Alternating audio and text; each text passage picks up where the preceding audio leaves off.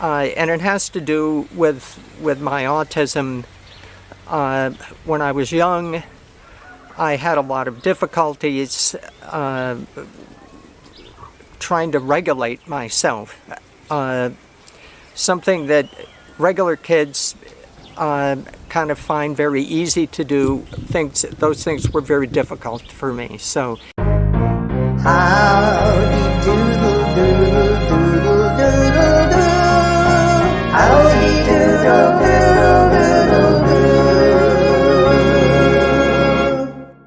Howdy, everybody. Tanto tiempo. Again, I'm saying that. It's been a long time since our last video. We experienced a family emergency that we had to deal with, which took time. And then we had some technical difficulties with the camera, and that took some time to resolve as well. And so here I am, a couple of weeks after my last video. Fortunately, my head is healed from the accident. But I wanted to take a minute today to answer three kind of funny questions that people have asked me. The first two are what's with the hat and the sunglasses? Why am I always wearing this hat and sunglasses? And what is this green thing that's in my back pocket all the time? And so I'm going to try to answer all three of them. If I don't, I'll stretch it out into another video. But the first is the hat, and it's a very simple explanation. I studied a permaculture design certificate course with Jeff Lawton back in 2014, and during that time Jeff was in his Outback hat period, and so he was always wearing an Outback hat. And I was kind of influenced by that, and I thought it was kind of cool.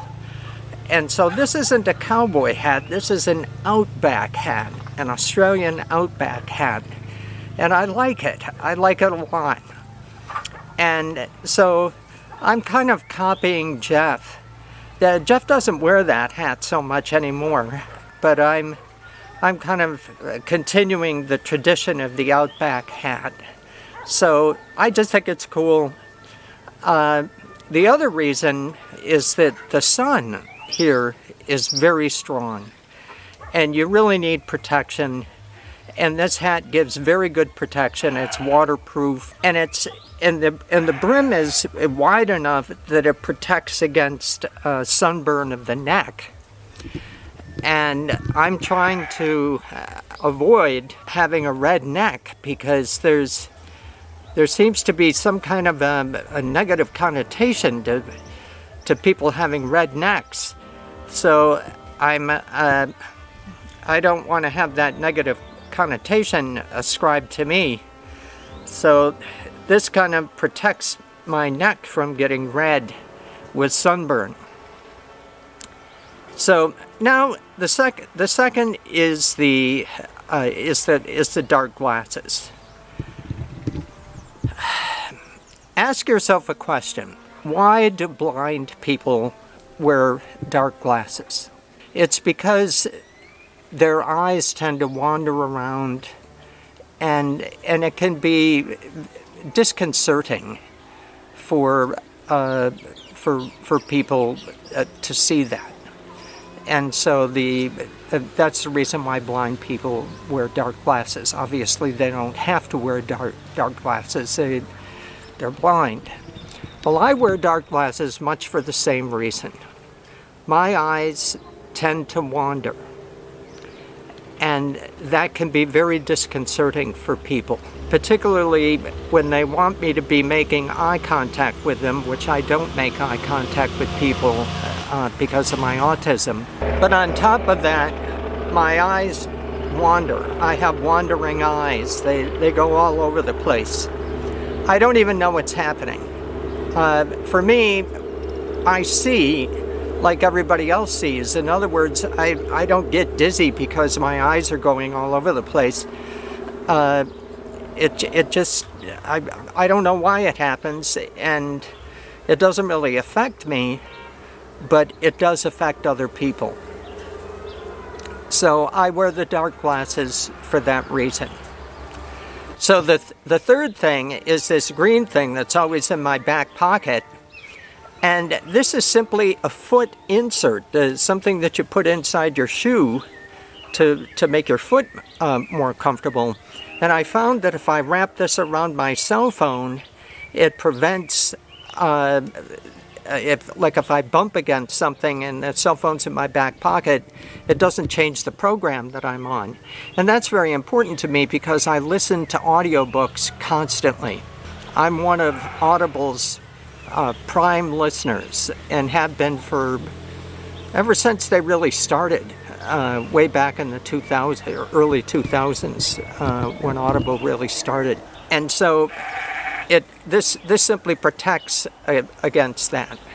Now there's a much longer story to that, and it has to do with my autism.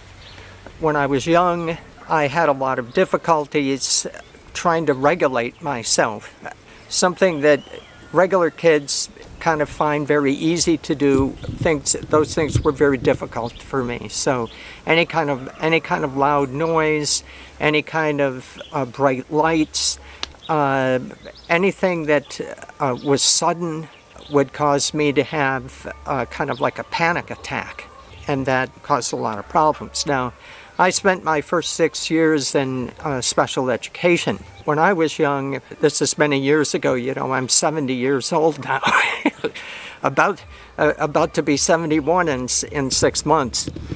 But way back when, in the 1950s, they didn't talk about autism. Autism wasn't something that people talked about very much. And so if you were a child that didn't demonstrate the regular kind of learning skills and what have you, you were labeled as retarded and put in the special education classes.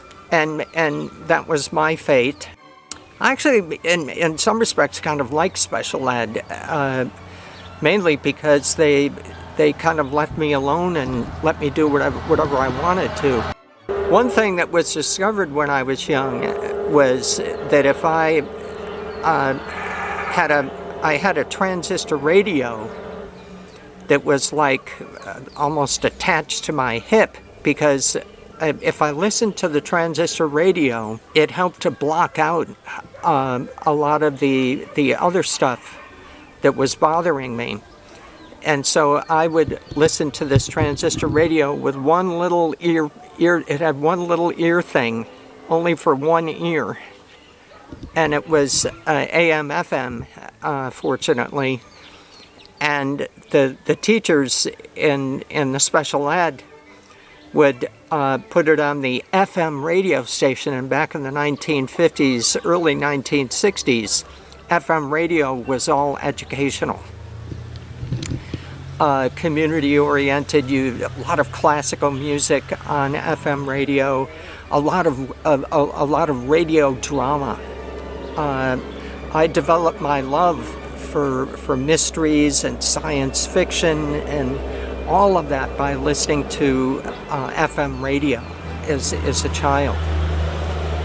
And I think most of my vocabulary I developed listening to FM radio as well.